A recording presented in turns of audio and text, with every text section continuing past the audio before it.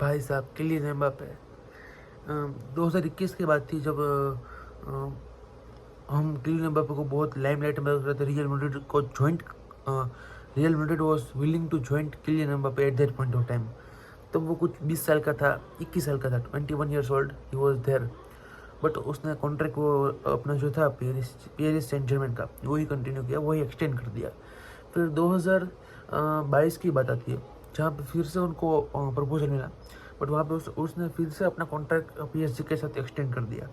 But वो जो Spain था 2021 से लेकर 2024 तक, I am going to say that was the golden period of the career of Kylian Mbappe.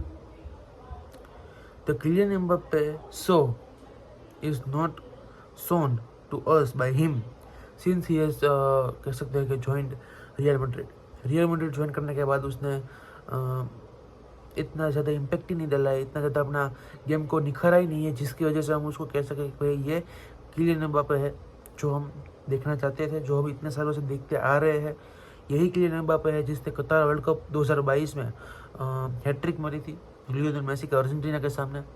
यही ये किलियन एम्बापे है जिसने सिंगल हैंडेडली PSG को 2020 के सेमीफाइनल में ले गया था with Neymar junior, with all due respect. यही किलियन एम्बापे है जिसने लास्ट मिनट में मैड्रिड के सामने विनर मारा था। यही किलियन एम्बापे है जिसने सेंटियागो बर्नाब्यू में मैड्रिड के सामने गोल मारा था। तो दैट इज समथिंग जो हमें किलियन एम्बापे के बारे में पता है। हर सीजन वो 40-45 गोल हमेशा मारता आ रहा है, 50 गोल आराम से मारता आ रहा है। And there is no new thing about it. हम देखते आ रहे हैं कि भाई वो 30-40 गोल अपने लीग में मार रहा है, 4-5 गोल चैंपियंस लीग में मार रहा है, 4-5 गोल और दूसरी जो कह सकते हैं कि हमारी लोकल टूर्नामेंट्स होती है, जैसे स्पेन में कोपा डेल रे होती है, वहाँ पे फ्रेंच कप होती है, वैसे वो हमेशा खेलता आ रहा है और खेलता आ रहा है और खेलता आ रहा है। और हर सीज़न वो 50 गोल मारने का उसका ड्यूरेशन है, 50 गोल तो मिनिमम वो मारता ही है। बट इस सीज़न क्या ऐसा हुआ जिसके हिसाब से किलियन एम्बापे ने अपना डाउनफॉल चालू कर दिया? Is there any reason for that? Kylian Mbappe के बारे में हमने बहुत बात कर ली, कल की मैच के बारे में बात करने वाले हैं। Atletico Bilbao versus real Madrid कल मैच थी। तोड़ दिया रियल मैड्रिड को एथलेटिको बिल्बाओ ने, तोड़ दिया एथलेटिक क्लब बिल्बाओ। कैसे तोड़ा? The one thing and the only thing that Real Madrid mistaken was not having कह सकते हैं Modric in that team yesterday. Starting अगर मॉड्रिच कर रहा होता तो ये गेम का रिजल्ट कुछ और होता मेरे हिसाब से, क्योंकि मॉड्रिच आपका ऐसा प्लेयर है जो कि ऐसा नंबर 8 भी खेल सकता है, ऐसा नंबर 6 भी खेल सकता है और ऐसा नंबर 10 भी खेल सकता है। He has the capability to do it all. और जूड बेलिंगम, चुआमेनी के साथ आपको लुका मॉड्रिच की कल पेयरिंग चाहिए थी। डानी सेबायोस को कल नहीं खिलाना था। एथलेटिक क्लब के सामने आप डानी सेबायोस को नहीं खिलाते हो, आप एथलेटिक क्लब के सामने खेल रहे हो, तो that is the thing. Athletic Club को उनके ही घर पर हराना है, that is very difficult task to do. पहली बात तो ये तो दैट हैपन समटाइम्स, मिस्टेक हो जाती है लोगों से। तो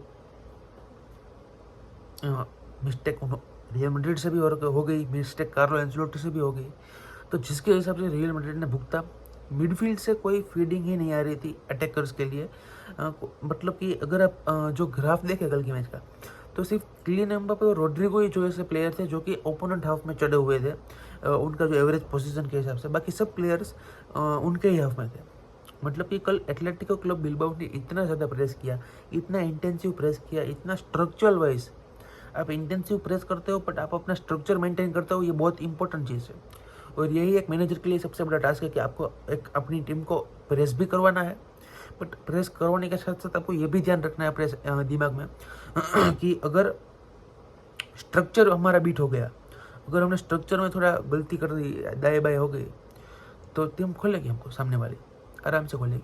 पिछले 3 मैचों से बार्सिलोना में यही हो रही थी, हम प्रेस तो बहुत कर रहे थे बट हमारा जो स्ट्रक्चर हमें मेंटेन करना चाहिए था, हम जो हमेशा कॉम्पैक्ट रहते हैं वो हम नहीं रह पा रहे थे, जिसके हिसाब से प्लेयर्स को on the field between the lines उनको मौके मिल रहे थे ओपोनेंट्स को, जिसके हिसाब से 2-3 प्लेयर्स रन मारते थे और जिसके हिसाब से हमारा ऑफ साइड ट्रैप जो होता था वो आसानी से बीट हो जाता था, जो हमारे लिए अच्छी बात नहीं थी। बट जो नेक्स्ट मैच हमने खेली मयोर्का के सामने, जहाँ पे हमने बहुत इंप्रूवमेंट किया, तो यही कुछ चीज़ है जो कि रियल मैड्रिड को इम्प्रूवमेंट करनी है। एथलेटिक क्लब इज़ नॉट कह सकते हैं कि very easy to defeat, and specially in their home 50-50 मामला हो जाता है, कोई भी टीम हो। तो that is that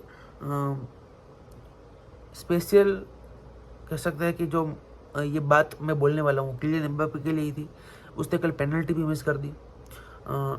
it was a very tense atmosphere there.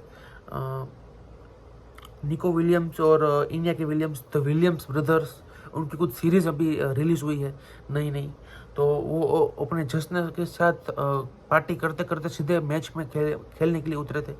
तो फ्लैंक पे फ्लैंक बदले जा रहे हैं। कभी मैं देखता हूँ तो राइट विंग में निको विलियम्स होता है, कभी मैं देखता हूँ तो लेफ्ट विंग में इंडिया की होता है, कभी लेफ्ट में निको, कभी राइट पे इंडिया के। मतलब कि अगर आपको मेन मार्किंग का आपको संदेशा दिया गया है ड्रेसिंग रूम से कि भाई आपको इसे मेन मार्किंग करनी है, कुछ भी हो जाए आपसे ये बच के भागना नहीं चाहिए। अगर आपको उसके साथ उसके ही हाफ के डिफेंस लाइन तक जाना पड़े तो आपको जाना है, बट आपको उसको छोड़ना नहीं है। अगर ऐसा किसी प्लेयर को कहा गया हो तो फिर वो क्या करेगा बंदा? मतलब कि that is something you have to adapt.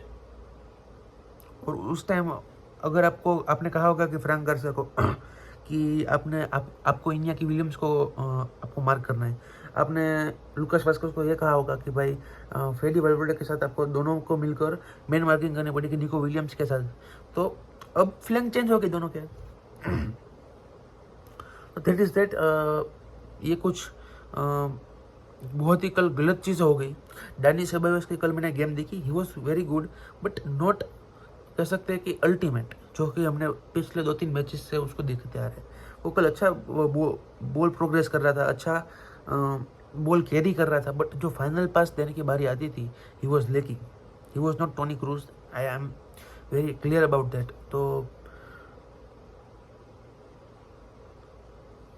मेरा एक ही सवाल है कि क्या किलियन एम्बापे जो मतलब कि अगर मेड्रिस्टा को एक चॉइस दी जाए, 2 ऑप्शन और एक क्वेश्चन, आपको किसी एक ही प्लेयर को लाना है, the PSG Mbappe, the merchant Mbappe, the turtle, original turtle, या फिर टोनी क्रूज, आप किसको लाओगे? It is a very interesting question कि भाई अगर आपको टोनी क्रूज को लाना है, लास्ट सीजन जो खेला था, जो उसको और 2-3 सीजन खेलने हैं, या फिर आप जो तगड़ा पैरों वाला जो बहुत ही तेज भागता है, जो PSG का किलियन एम्बापे था, जो ओरिजिनल किलियन एम्बापे था, उसको लेना है। मेरे हिसाब से मैं टोनी क्रूज को लाऊंगा। आपकी बात अलग हो सकती है, आप मतलब कि अगर आपकी कोई स्ट्रेटेजी होती है अलग, तो आप अपने अपने माइंडसेट के हिसाब से अपने अपने प्लेयर चूज करते हो। तो दैट इज दिस, ये एनालिसिस हमने किया जो कि बहुत ही घटिया एनालिसिस हुआ था, क्योंकि कल एनालिसिस करने के लिए कुछ हुआ ही नहीं था। 2 गोल एथलेटिक बिल्बाओ ने मार दिए जो कि शॉकिंग थे। किलियन एम्बापे की कल बहुत ही सड़ी हुई गेम थी। जूड बेलिंगम ने कल मजदूरी की एज यूजुअल, उसको पोलियो हो जाने वाला है 25 साल की उम्र तक। हाँ, मिलते अगले वीडियो में, तब तक लिए टेक कर।